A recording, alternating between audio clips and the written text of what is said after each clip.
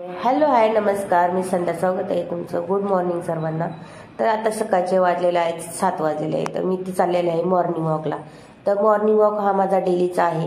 तर सकाळी थोडंसं मॉर्निंग वॉक केलेलं कधी पण चांगलंच असतं. तर पाहू शकता मी आलेले आहे इथं गार्डनमध्ये.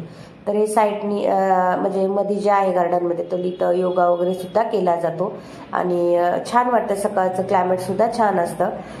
थोडीशी थंडी पडत आहे आता इकडे, त्याच्यामुळं थोडीशी म्हणजे काळजी सुद्धा घ्यावी लागते, कारण का थंडीमुळे खूप सारे कोणाकोणाला सण नाही होत. तर इथं पाहू शकता साईडनी झाडे सुद्धा आहेत खूप छान.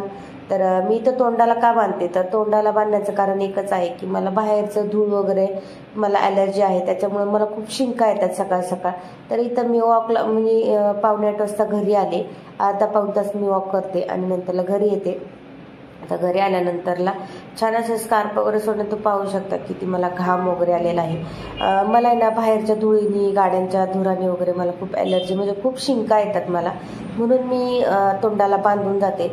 तर खूप लोक बोलतात वॉकला जाते तर तोंडाला का बांधते, तर असं काही नाही की चेहरा दाखवण्याचं असं काही नाही, पण मला खूप म्हणजे खूप त्रास होतो त्याच्यामुळे आपल्याला त्रास होऊ नये म्हणून आपण आपली स्वतःची काळजी घेतली पाहिजे. लोकांचं काय घेऊन बसता, लोक आजारी पडलं तर आपल्याला कोणी पाहायला येणार नाही. तर इथं पाहू शकता माझी मुलगी इथं घरात झोपली होती. तर मिस्टर ऑफिसला गेले होते, तर मी इथं वॉक करून आले.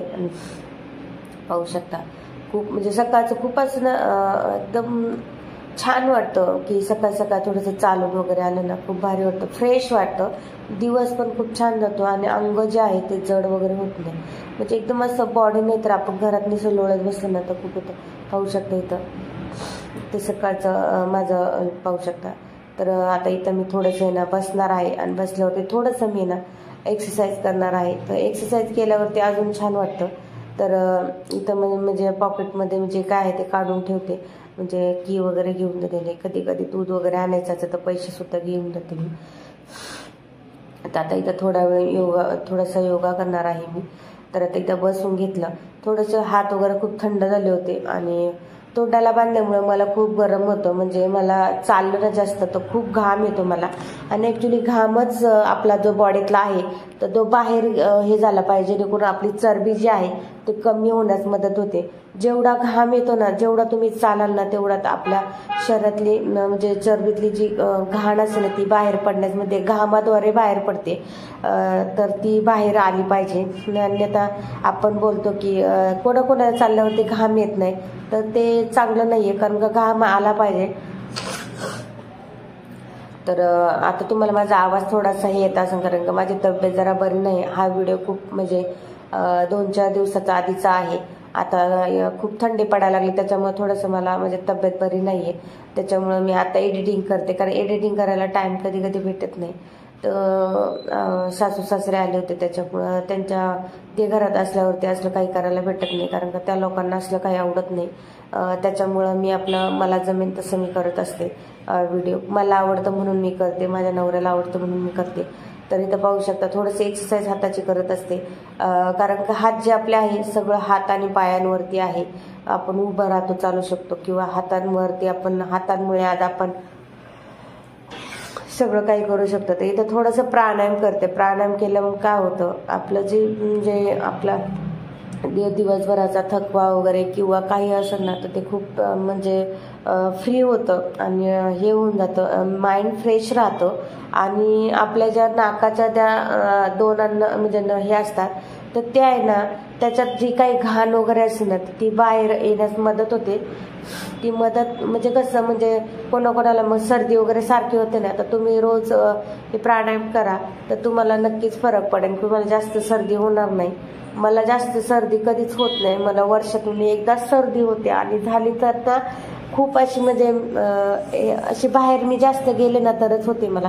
म्हणून शक्यतो मी आहे ना स्वतःला कव्हर करून जाते, कारण का मला धुळीची एलर्जी आहे मला माहिती आहे. म्हणून मी काय करते, पूर्ण तोंडाला बांधूनच जाते. कधी पण उन्हाळा असू पाऊस, थोडा तोंडाला बांधलं ना का मला धूळ जर नाकात गेली ना तर हमखास मला सर्दी ही होते. तर इथं थोडं प्राणायाम एक्सरसाइज हे करते.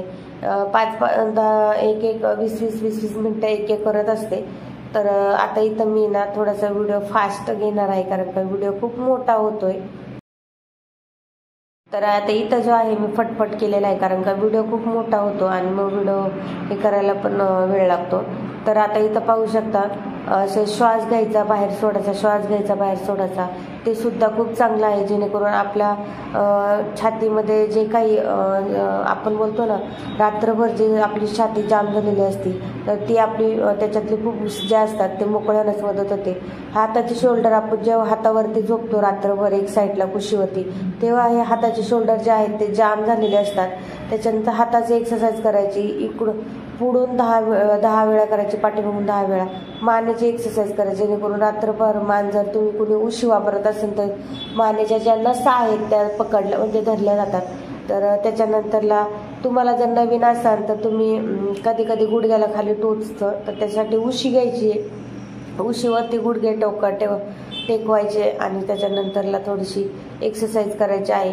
तर हे असं करायचं आहे जेणेकरून आपल्या पोटाचं जे आहे ते हे होऊन जातं, चरबी कमी होण्यास मदत होती. तर हे जे आहे तर ह्याने काय होतं, आपल्या जे आर्म्स म्हणजे जे आपण बोलतो ना मला बॉडी आली बॉडी, तर बॉडीचं वगैरे काही नसतं, ते आर्म्स असतात आपले, ते आपल्या हाताचे जे दंड वगैरे असतात ते त्याचे जे लटकलेले चरबी असते ती कमी होण्यास मदत होती. त्याच्यानंतरला गुडघ्यांची सुद्धा आपल्याला एक्सरसाइज करायची आहे, कारण गुडघे आपले मेन आहे. गुडघ्यांवरती जर का हे झालं तर आजकाल गुडघ्यांच्या लोकांना खूप प्रॉब्लेम चालू झालेले आहेत. तर इथं बटरफ्लाय करायचा. ज्यांना कोणी पिसोडीचा त्रास असेल, तर ज्यांना पिसोडी किंवा खूप सारे प्रॉब्लेम असतात लेडीजला, तर हे तुम्ही ही एक्सरसाइज 20 मिनिटं करा बटरफ्लाय, खूप फरक पडतो त्यांनी. त्याच्यानंतरला हे जे आहे परत गुडघ्याखाली आपल्याला उशी ठेवायची आहे, जेणेकरून आपल्या गुडघ्यांना काही इजा होऊ नये खाली म्हणून. त्याच्यानंतरला हे जे आहे तर हे मी 20-30 वेळा करत असते, कारण का शक्यतो मी हे 30 वेळा करते. कधी जर हे झालं तर टाईम कमी असेल तर 20 वेळा करते. तर हे केलं ना, आणि आपलं जे आहे लटकलेली जी पोटाची चरबी आहे, ज्यांचं सी सेक्शन वगैरे झालेलं आहे, तर त्यांची म्हणजे खूप सारं काय काय करून होत नाहीये, तर त्याच्यासाठी काय करायची, ही एक्सरसाइज एकदम बेस्ट आहे. एक म्हणजे ती हाताची, दुसरी म्हणजे ही तुम्ही 2-3 ज्या फक्त आहेत ना त्या जरी केल्या ना तरी खूप झालं तुमच्या डेलीच्या करायच्या मात्र, आणि वाढवायच्या थोड्या. तर हे जे आहे मांडीच्या याच्यासाठी आहे. तर मांडीसाठी काय असतं, आपल्या मांड्यांमध्ये कधी कधी मांड्यांची चरबी वाढते, त्याच्यासाठी ह्या ज्या आहेत ना, हे एवढं एक्सरसाइज तुम्ही करा डेलीच्या, तुम्हाला नक्कीच तुमची म्हणजे वेट लॉस होण्यास कमी मदत. असतं माझं वर्कआउट. कसं वाटलं तुम्हाला नक्की कमेंट्स करून सांगा. आवडलंच लाईक शेअर सबस्क्राईब नक्की करा. चला आता जरा आणि लगेच नाश्ता नाही करणार, थोडं लाईट थोडंसं काहीतरी घेणार, थोडंसं दूध आणि माझी हॉर्लिक्स पावडर घेणार आहे, थोडीशी पिणार. कारण का थोडंसं सकाळचं वर्कआउट केला, जास्त हेवी नाही खायचं. थोडंसं 2 हे खाणार आहे, 2 बदाम, 2 खारे खजूर खाणार आहे, 2 खजूर, 2 बदाम आणि अर्धा कप दूध एवढं घेणार आहे.